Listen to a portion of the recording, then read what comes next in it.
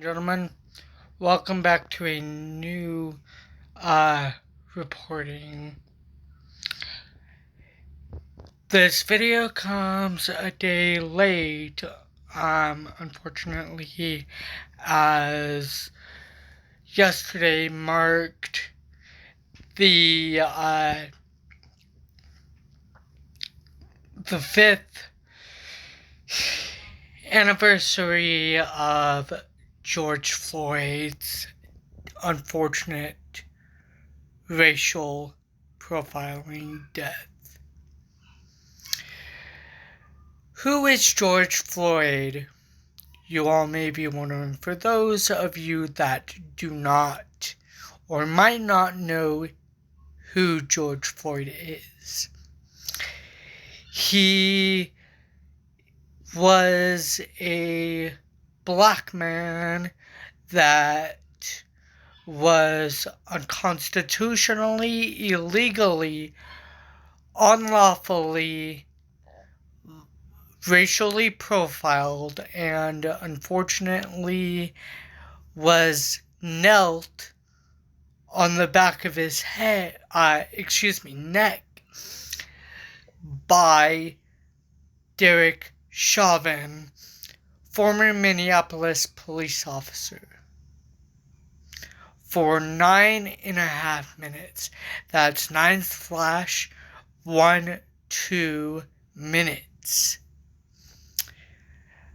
Derek Chauvin was since arraigned, tried, and sentenced to a total of 22.5. That's 22 slash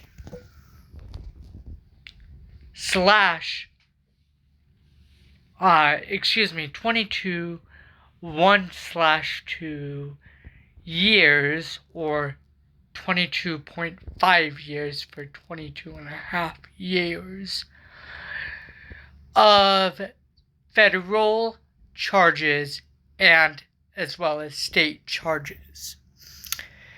Even if the 34-count felony rapist, sexual predator does in fact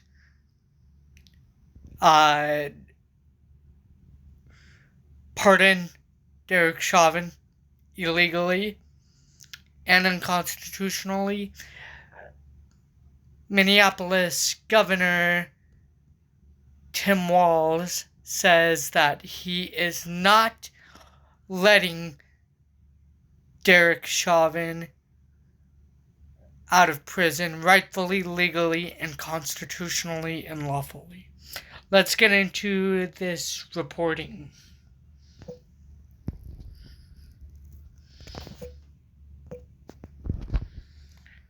This reporting, ladies and gentlemen, is by PBS.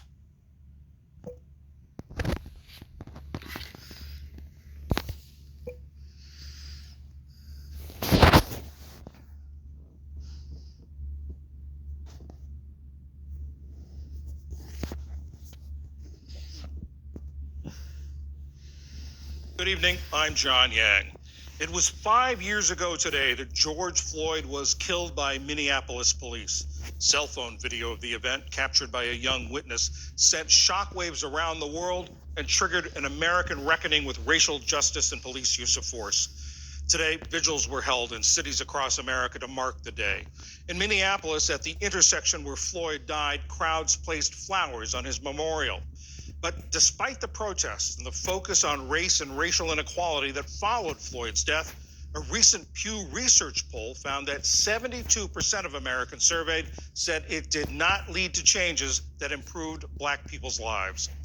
Earlier, I spoke with Selwyn Jones, who's George Floyd's uncle. He's co-founder of the Justice 929 Foundation, a nonprofit that promotes civil rights and systemic change. Our conversation is part of our ongoing series, Race Matters.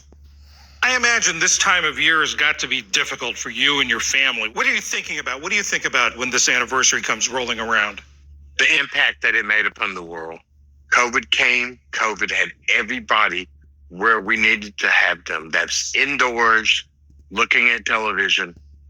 needing to be informed. And boy, didn't they get informed about a lot of things. They got informed about racism, hatred, police brutality, systemic racism, power control.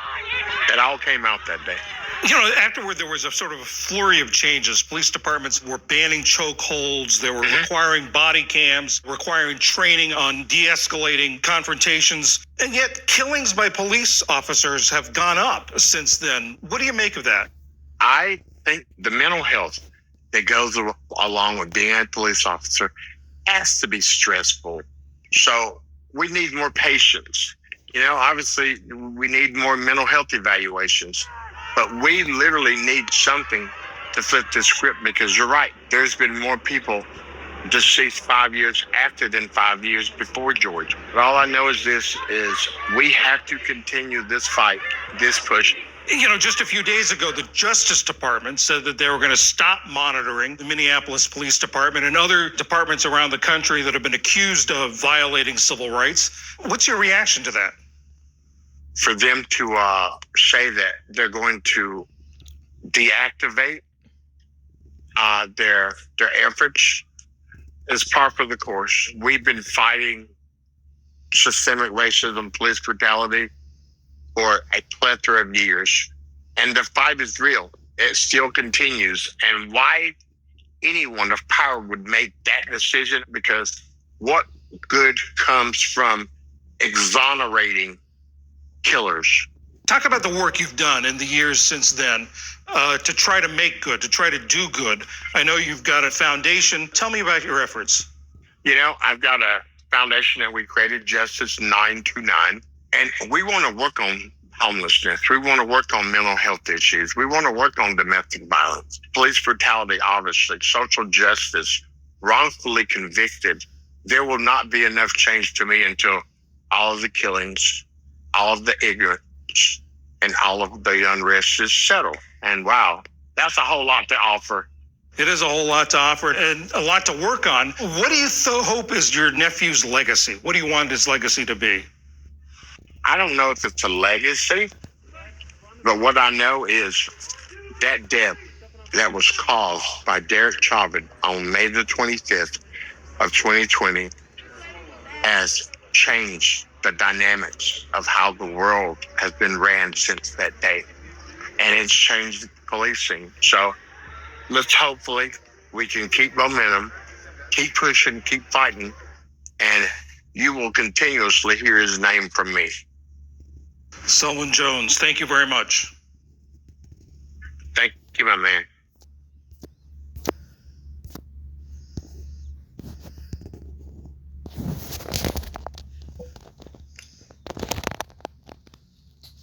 Very powerful indeed. But yet still unfortunate and sad. Ladies and gentlemen, if you have not heard already, Marjorie Taylor Greene, she obviously lied and said that Derek Chauvin did not kill George Floyd by kneeling on his neck for 9.5, that's 9.001/2 minutes. Hence, means that he did not die from a drug OD like Marjorie Taylor Greene even lied about. He died because of Derek Chauvin kneeling on his neck for 9.001/2 minutes. Hence, the moronic racist a-hole was tried, convicted, and sentenced on both state charges as well as felony charges, and sentenced to 22 slash 1 or 22(1)/2 or 22.5 years in prison. Even, ladies and gentlemen, even if Donald Trump does decide to pardon this prick, he is not going to be let out of prison at all, because for the simple fact that Minneapolis Governor Tim Walz said that that is not an option, to let some criminal scumbag out of prison and onto our streets. Fuck you, Derek Chauvin. Fuck you, Trump. Fuck your entire administration. Fuck you, Marjorie Taylor Greene. Fuck you, DOJ. Fuck you, Pam Bondi. That is going to do it for today's for this third legal breaking reporting, ladies and gentlemen. If you did enjoy this legal breaking reporting and 5-year tribute to George Floyd, rest in peace, brother. Please, firstly, like, comment, share, subscribe, and enjoy. Secondly, if you want to make sure that you never miss a brand new legal breaking reporting and video analysis update, please hit the bell icon as well as the all notifications option. The bell icon, ladies and gentlemen, is located directly beneath the screen here on the right hand side of the subscribe button. Thirdly, if you guys also want to stay up to date on all the things legal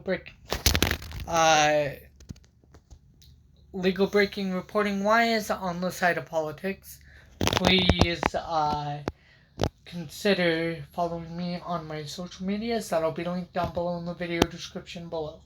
I'm on Instagram, Snapchat, Threads, as well as TikTok.